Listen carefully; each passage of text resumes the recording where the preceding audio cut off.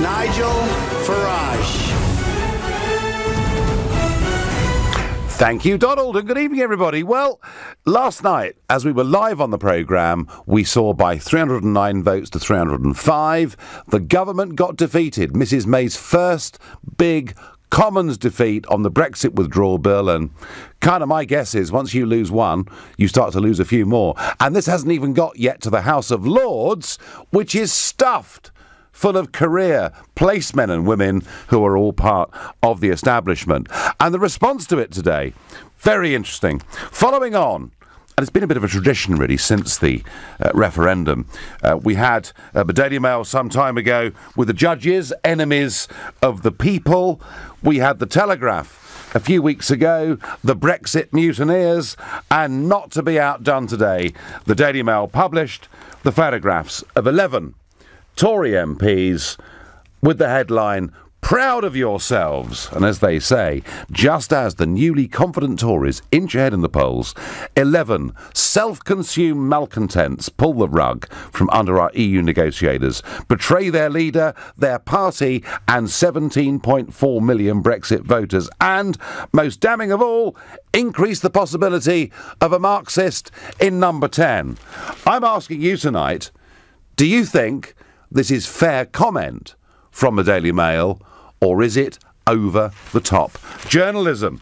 And if you think, actually, do you know what? The Mail have just about got this bang on the money, then call me on 0345 60 60 973.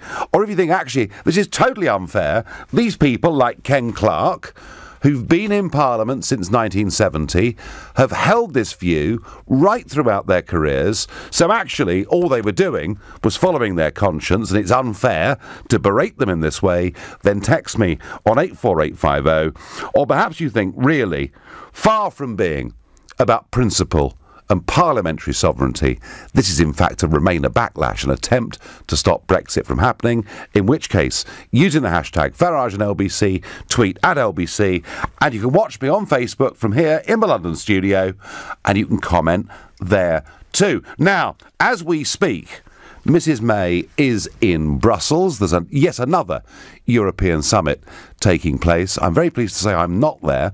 I'm Strasbourged out after this week, but LBC's political editor Theo Usherwood is there, and he's picking up the latest gossip and news.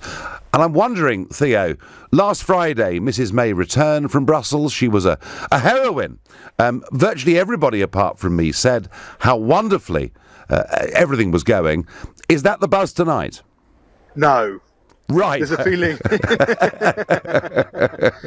There's a feeling here, Nigel, that the Prime Minister is about to be ripped off. You've heard her insistence, haven't you? It's been well documented that if we pay the divorce bill, if we accept the terms of Northern Ireland, if we take into account the European Court of Justice, then we will get that all-important trade deal, and that she'll move to phase 2, and that we will have made sufficient progress. But what's emerging here in Brussels tonight is that the European Commission has successfully split the divorce settlement, all of those things I've just talked about, and the trade deal.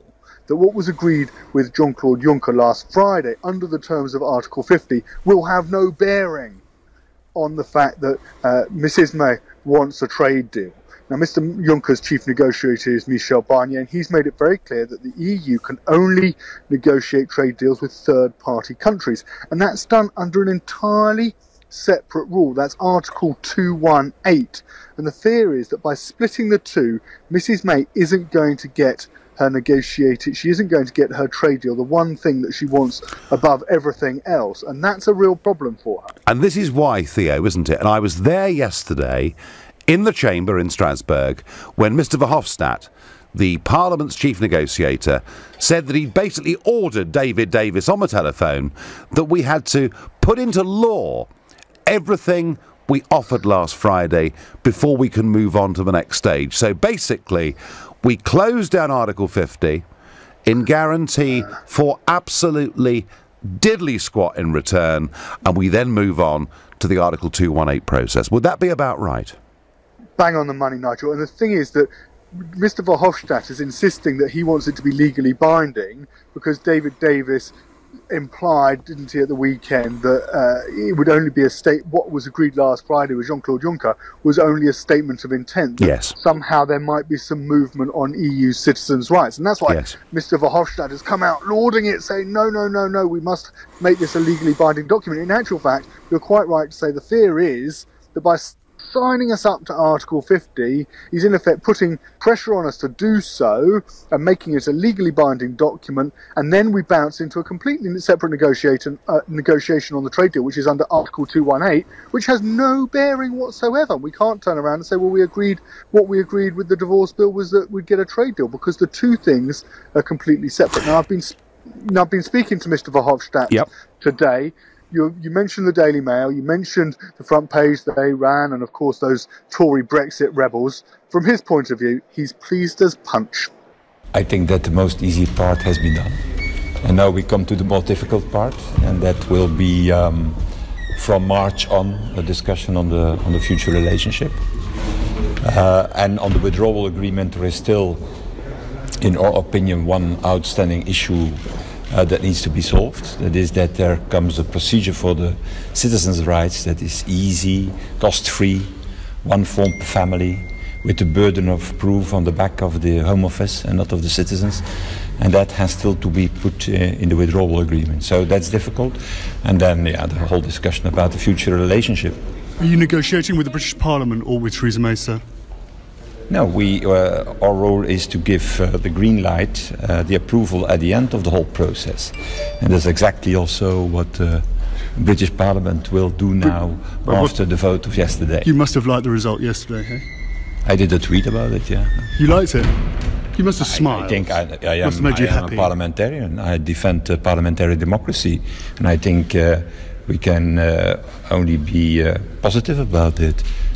I see Great Britain as the basis, as the source of parliamentary democracy, and that has been proved again yesterday. So Mr. Verhofstadt talks about parliamentary democracy, and he's a believer in it, when, Theo, whether you like it or don't like it, the whole objective of the European Union has been to take away national parliamentary sovereignty and to transfer it up to a higher level. I can scarcely believe the words these people are uttering.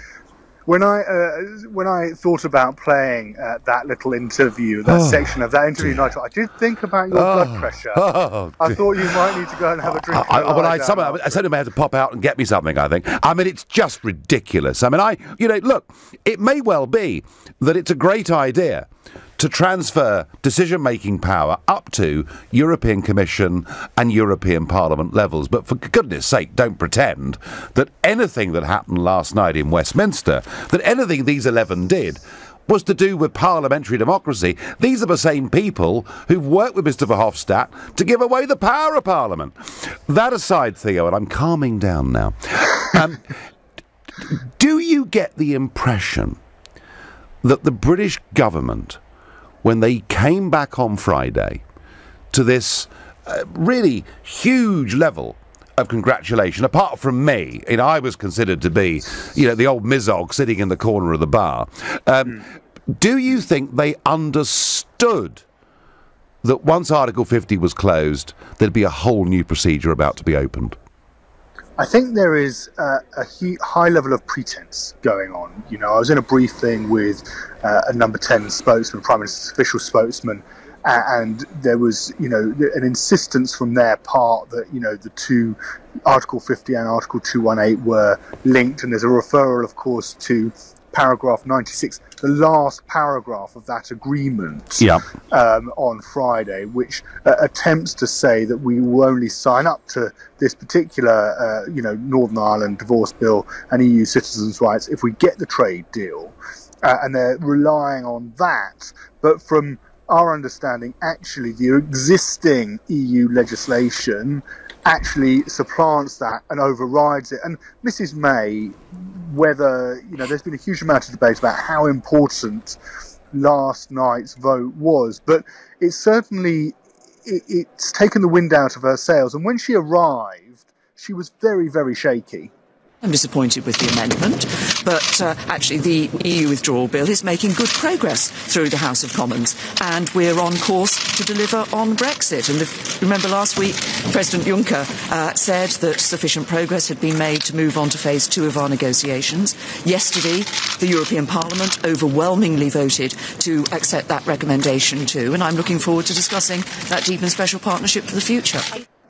Mrs May will address the working dinner tonight, Nigel, on the transitional arrangements.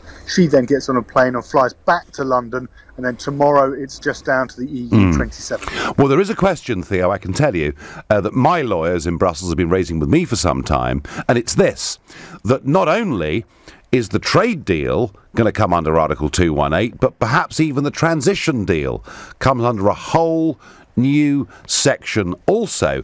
And as that lovely Mr Verhofstadt made clear, they're not even going to start talking about us until March. Despite giving us this deadline, there's going to be no substantive conversation about this starting until March. And it looks to me like the British Prime Minister last Friday was done up like a kipper. Yes, and you're quite right to pick up on that timetabling factor, because Theresa May had hoped to start trade talks this Friday. And that was the whole point. That was the whole point of scheduling that meeting with Mr Juncker, which was blown apart by the DUP on the Monday and then had to bounce on to the Friday.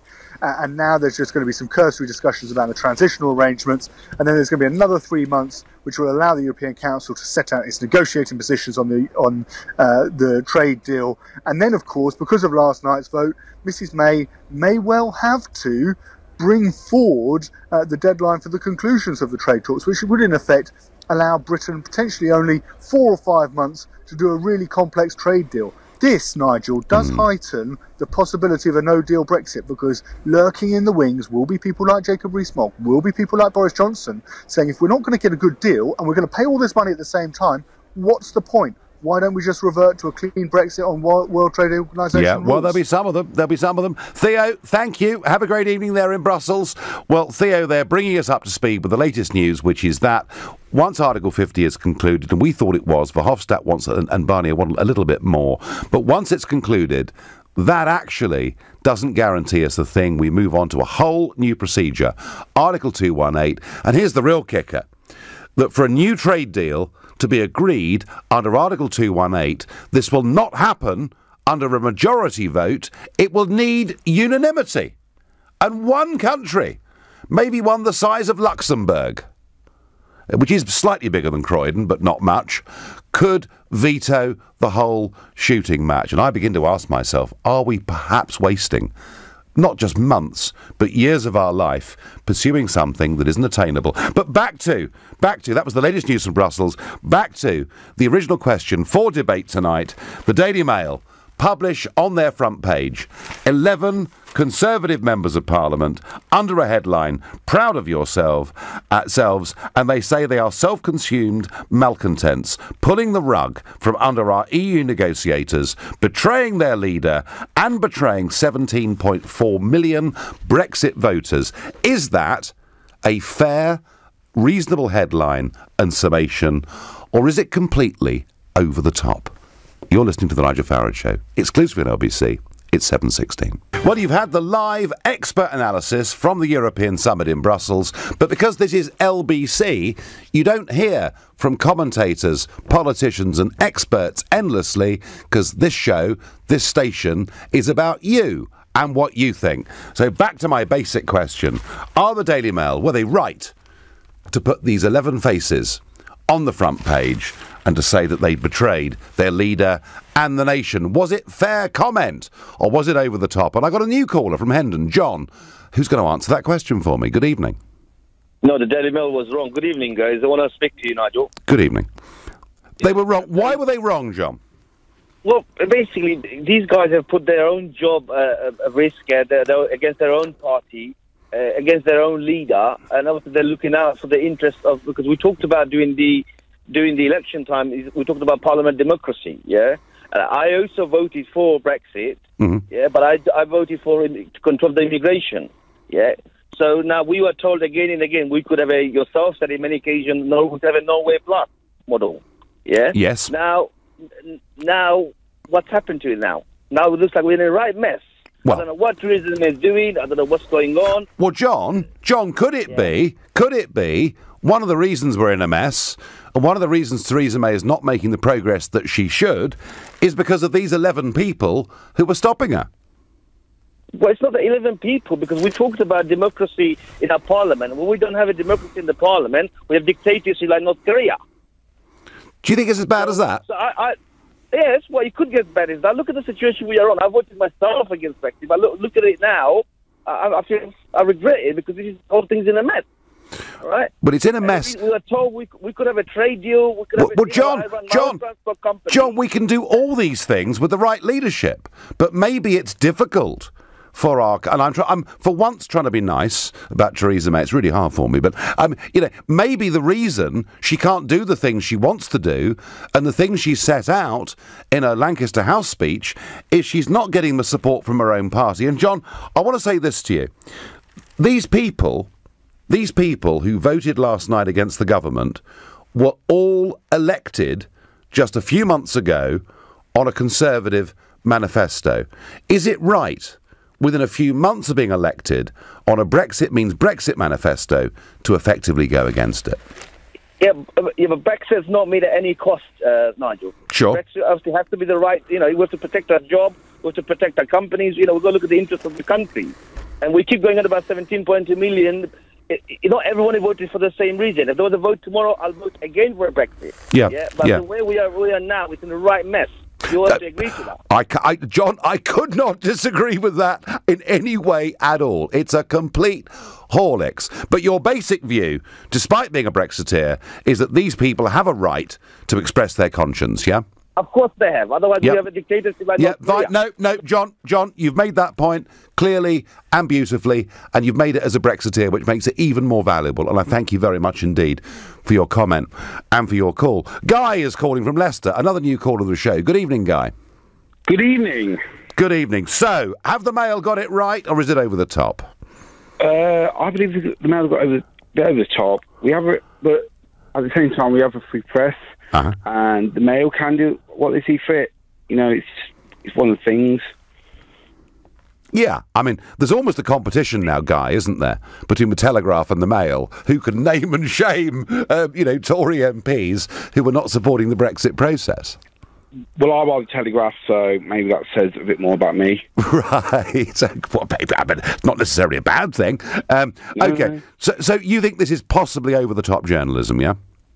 Over-the-top journalism. My personal belief is we have a parliamentary democracy where our parliament is meant to represent the views of the constituencies. So as the majority of the constituencies in the United Kingdom, not all, of course, voted to leave the United Kingdom. European Union, yeah. European Union, you know what I mean. Then... I do, but best get it right. That's what should be happening, and that's including Labour. And a lot of Labour seats voted leave. Guy, I'm really pleased you've brought this dimension in, because I haven't got a problem, really, with the Daily Mail publishing that.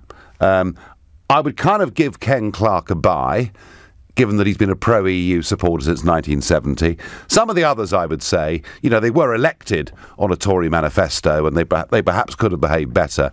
But I don't mind people expressing their consciences, and I think, as our previous caller said, it would be a sort of dictatorship, not a parliamentary democracy, if we did that. But, Guy, you have raised the key point here, and it's the Labour Party. Because the Labour Party, back in June, stood on a manifesto, one that I praise, Guy, on this programme, that said the Labour Party supported leaving the European Union, leaving the single market, ending the freedom movement of people, and 4 or 5 million people voted Labour who'd been Brexit voters the year before, and they have been completely betrayed, not by individuals voting on conscience, but completely by their party. Agreed. Totally agreed. Yeah, no, I mean, it's just, yeah. So I think, Guy, the Mail, I mean, look, it's fine. we have a free press, as you said yourself. The papers can say and do what they want, but actually the focus shouldn't be on Ken Clarke and his mates. The focus should be on Corbyn and the complete hijacking of his leadership by a Blairite parliamentary Labour Party. That's my view. Or momentum, as everyone like to call it. Well, Momentum are very much in the driving seat currently in Labour, and they appear to have a very, very pro-EU faction too. Guy, I thank you very much indeed for your call. Hi, Nigel. Article 218, who knew? Sounds like a total scam. What on earth are we playing at? This is Alice in Wonderland stuff. Time to wake up and walk away, says Graham. Graham, I've known about 218 for some time. My lawyer in Brussels has been imploring me to tell you about it on this show, but frankly, it was premature. Now is the right time to talk about it. But I'll make one prediction, Graham. Within a few months, virtually everybody in this country, in every pub in the land, will be an expert on Article 218, just as during the Olympics, when we have someone doing well in the diving, they all talk about that with the most amazing knowledge. Forget Article 50, it's history, it's gone, it's 218 that we're all going to be talking about. Nigel, the rebels were the only ones with backbone. I congratulated my MP, says Jeff. Fine, Jeff. Fine. No, look, if people vote with their conscience, I understand it. But surely, if you're going to be elected for a party that says Brexit means Brexit, unless you've put in your election literature out to the people in your constituency that you will defy the party line on this, if you haven't done that, then frankly, Jeff, I think you've behaved very badly. As I say, Ken Clarke gets a bye as far as I'm concerned. But it is Labour I want to talk about, and I was amazed at the weekend to hear Sir Keir Starmer on the Mar programme saying what we now want is a Norway-style deal. Well, in many ways, Sir Keir, that was a very appropriate example to choose, because twice in the last few decades, the Norwegians have voted against membership of the European Union, only to be betrayed by their own politicians in Oslo, who signed them up for membership of the single market. And now there's a campaign in Norway to leave that single market, and that's exactly what Labour now want to do to us. So those who think I'm upset with the Tory party, no, I'm even angrier with what Labour have done. Amber is calling from Cheltenham, another new caller to the show. Amber, are the Daily Mail right, or is it just too much?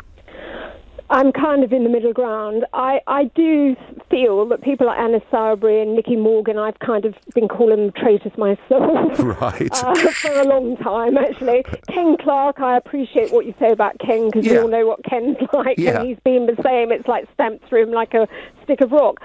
But what I find really distasteful is people like Anna Sowerby saying that she's upholding parliamentary democracy. I know, what a joke. Well, actually, she's defying the democratic will of the people.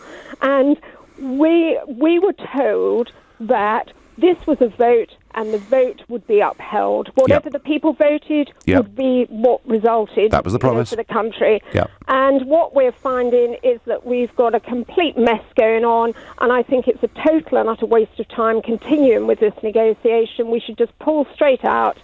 And I think if you look at the EU, it's a dying entity. The economies across Europe are crashing. And if we go through this whole process for years more, we could end up being called upon to bail out another failing southern European country. Well, we may not, but we may. But Amber, your basic point, we were promised that the result would be respected, and Anna Sowerby is doing her best to do everything to stop that, claiming parliamentary sovereignty when for her whole career she's tried to give away the parliamentary sovereignty of Westminster and hand it to the EU. Amber, love the call, great passion. You're listening to The Nigel Farage Show, exclusively on LBC. It's now 7:30. Are the Daily Mail right? Did these 11 Tory MPs betray their leader, their party manifesto, the Brexit voters, or is it absolutely fair dues that they should express their own individual conscience on this issue.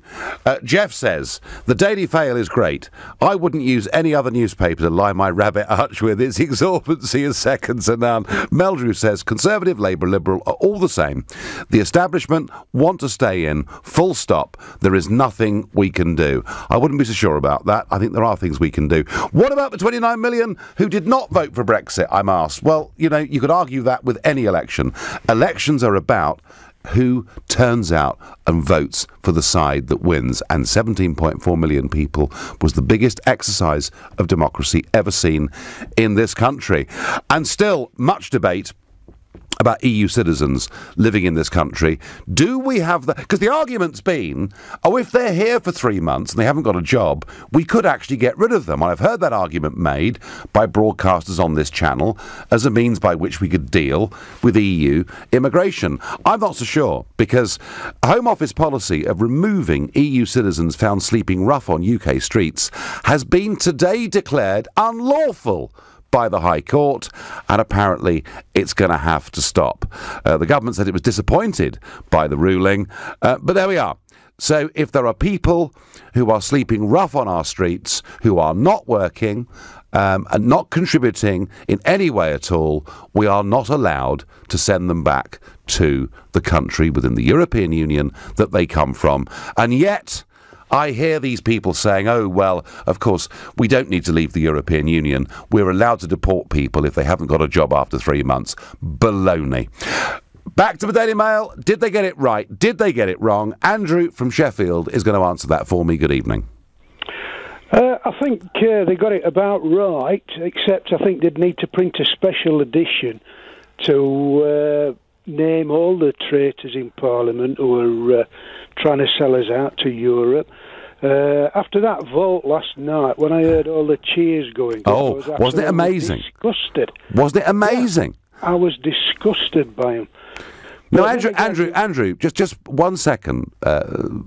You just used the word a few moments ago, traitors. That's a very, very strong word, isn't it?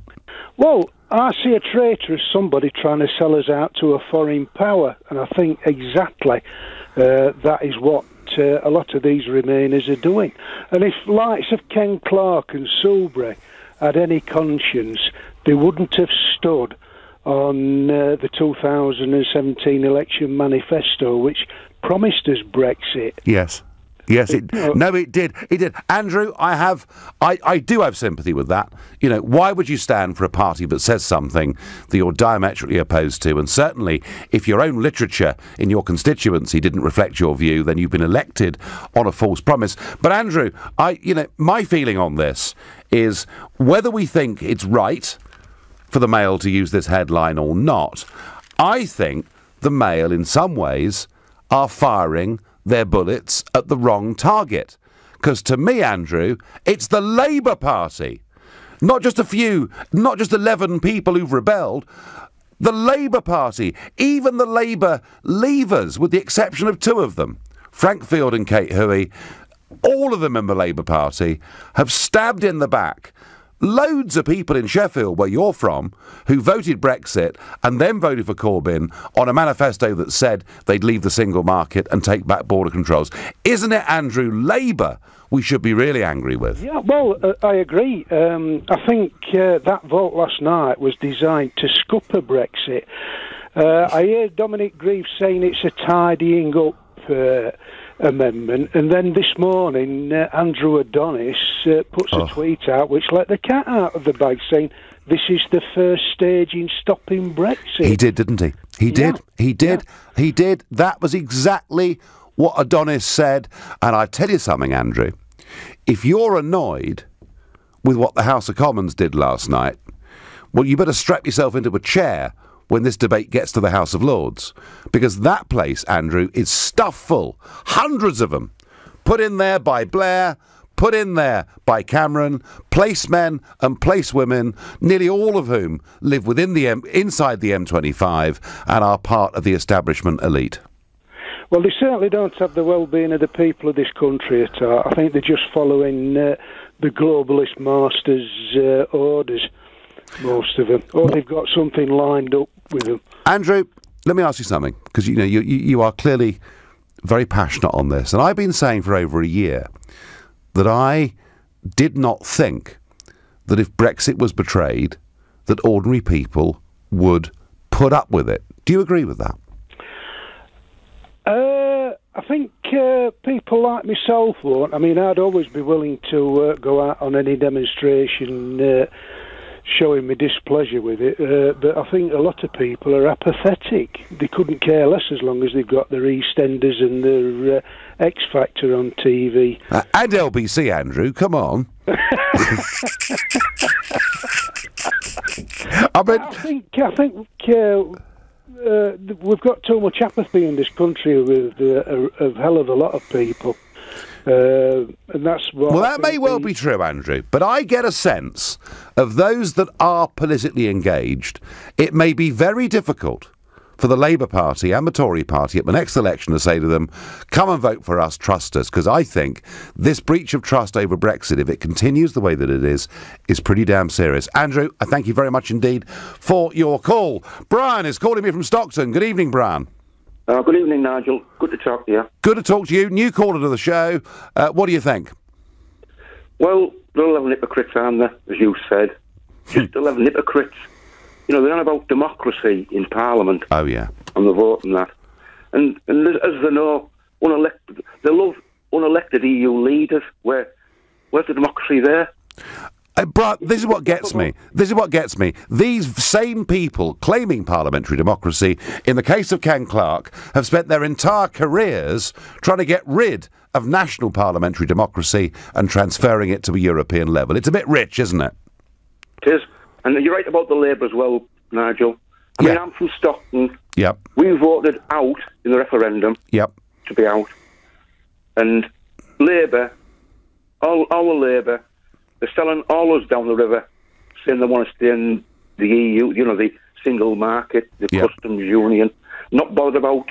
I mean, I voted Leave for same as you. I thought the big thing about get control back of the borders. Yes. The main thing. Yeah, well, that's went by. Well, that was the main thing, Brian, wasn't it? That was, I mean, obviously, leaving was about taking back control of our country, but borders were the key issue, weren't they? Yes, and that's just gone out the window, hasn't it? 8 years more of the justice. Well, it's a joke. Brian, as you say, they can bring the families and that. Oh yeah, family reunions. Yes. But you know what, Brian? I'm beginning to think, and I don't want to say this, but I'm beginning to think we may have to fight them again. Well, the Leavers, there's got to be a storm over this, hasn't there, Nigel? We've got to start fighting back. We've got to start fighting back, Brian, and you're in the mood to, aren't you? I am, definitely. You know, because this is all wrong, isn't it? We had the vote. Yep. They can't accept it. Yep. They're a bad lot, Brian. They're a bad lot. I've got you on the list.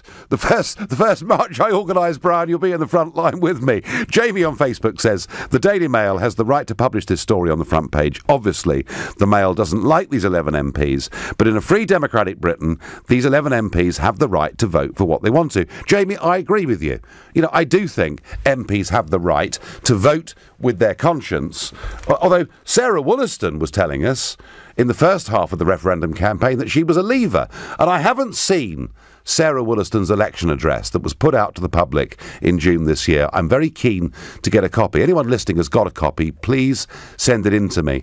Because, sure, you can express a conscience, but if you're elected on a party ticket that says you will support the Prime Minister's efforts to get Brexit, and then you go against it, strikes me there is something ever so slightly wrong with that. But, you know, please, if you think I'm wrong, call me on 0345 60 60 973. You're listening to The Nigel Farage Show, exclusively on LBC. It's 7:45. The Daily Mail front page naming and shaming the 11 Tories who voted against the government because they want to have a final say on whatever the Brexit deal is. Proud of yourselves, says the Mail, and says they've betrayed their leader, their party manifesto, and 17.4 million people. I'm asking you whether that's right or not, and I'm getting a lot of passion back in response on both sides of the argument. I wonder what Shabazz in Manchester makes of all of this. Good evening. Good evening, Nigel. When are you coming back to politics? When I'm needed, Shabazz. When I'm needed, Shabazz, you know. You are needed. Come back into politics because Brexit is not going to happen. Because I tell you what, we voted for taking control, finance, and laws and border. Yes. That's what we voted for. Yes. We're not going to get it because, one, the Prime Minister does not have a majority. Second, Labour, bunch of liars, betrayed us, and the British people are saying that they upheld the Brexit vote, but they don't. And the third of all, the most unelected, corrupt department is the Lords. I'm really... Do you know what, Shabazz? I shudder to think when we get to Tony Blair and David Cameron's mates, hundreds of them who were appointed to the Lords, what we're going to hear. So, yeah, I'm worried too. Well, Shabazz, all I can say is I think we are headed in the wrong direction. It's not over yet. There is one hope, Shabazz, and Peter Bone was on this show on Sunday, entertaining as ever, and Bone made the point that actually we're probably headed to a point where the whole thing's going to collapse because the EU are being so perfectly unreasonable, and we could, Shabazz, crash out with no deal, and that would be a damn sight better, would it not, than where we are now? Too right. It will be a lot better because at the end of the day, we're Great Britain. Yeah. We're not a small island. We're Great Britain. We can rule our own country better than Europeans and Parliament. So do a march, and I'll be with you side by side. Right. Do a march. We want our Brexit. We want our Brexit, and all I would say, Shabazz, to anybody who wants to march, whether it's for Brexit or against Brexit, is that is absolutely a fair, good expression and thing to do in a democracy, provided we're peaceful and civil when we do it, Shabazz, yeah? Yeah, exactly. But the MPs do not represent us at all. No. Because people who voted for Brexit are not representing Parliament, because all of them, like you said, are living in the M25. They don't represent the North, the North East, Wales. None of them do. Shabazz, my job here is to pick holes in your argument. I can't, because you're absolutely dead blooming right. A new caller, Shabazz to the show. Call again, thank you. Again, huge passion on both sides of this argument. I wonder what Anne from Ludlow makes of all of this. Good evening, Anne. Good evening, Mr. Farage. How lovely to be able to talk to you. Well, thank you. So, are these 11 people, Anne, are they traitors, or are they just people expressing their conscience? They are under the guise of expressing their conscience because it suits them. Mm-hmm. They're actually traitors. Oh, gosh. They are... Strong language. Strong language, Anne. I mean, apart from who I call Mr. Blue Suede Shoes, as we all know, well, Ken. you know, he's going with his principles. I can see that. Yes. Dyed in the wool. But the rest of them, and others I don't know around, they are hell-bent on stopping this Brexit, the exit of Britain from the European Union. Yes. And I am appalled by them because, look, sending off their Prime Minister the night before she goes to do more deals, it's disgraceful. Yeah, I mean, actually, Theresa May, Anne, I felt that what happened last Friday with the Prime Minister leaving Downing Street at 3:45 in the morning to go and meet 3 unelected old men in Brussels to beg for a deal, I thought that was humiliating. Imagine, Anne, and take the politics out of it, but imagine how the British Prime Minister felt turning up this afternoon at the European Summit, having lost a vote in the House of Commons last night because some of her own side went against her. Exactly. Absolutely right. I didn't need the Daily Mail to tell me what was on the front page. I didn't read it. But they're helping the Labour Party. Yep. They're doing everything. You know, I thought back the other day what this is like. Do you remember that programme years ago called The Prisoner? Yes. Where the poor man thinks he's escaped. He's finally getting somewhere. Yep. Suddenly the big white balloon comes and gets him. Yeah. Again. Oh. Yeah. Absolutely. And I'm really worried because I voted no ECJ, no single market, and no customs. No. And ruling our borders. That's what we want. That's what masses of people I know round here, and my family, friends, I mean, this is what we want. We want our country back.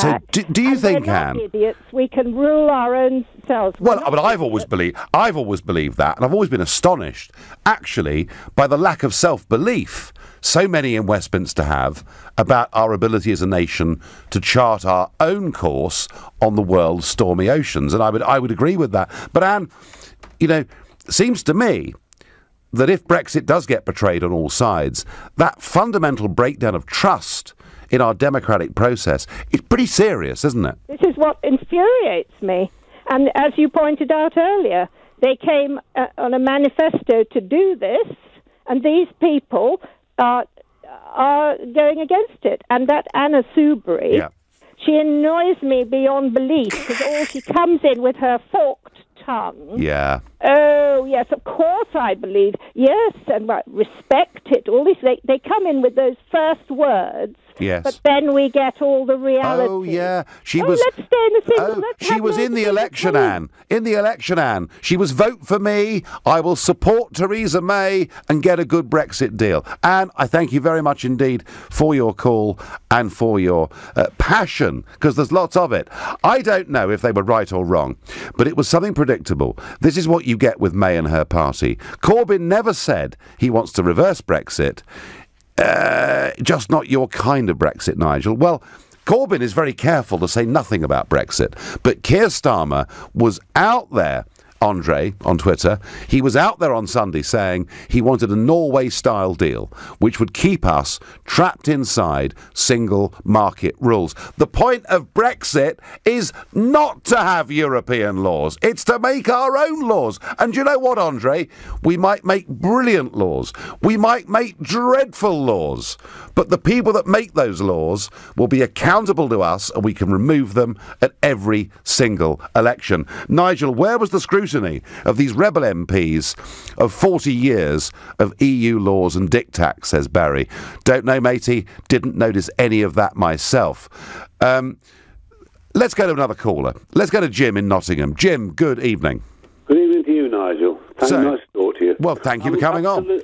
I'm absolutely seething with the Labour Party, to be honest. I'm a Conservative voter. Yes. But I know that the Labour Party pinched loads and loads of UKIP votes in the north of England. They did. On the promise that they would stand by the manifesto, etc., etc. I watched the whole of that debate yesterday. I watched Parliament most days. I watched Dennis Skinner, who's a Brexiteer, who sat there absolutely speechless. Not a single solitary thing did he say.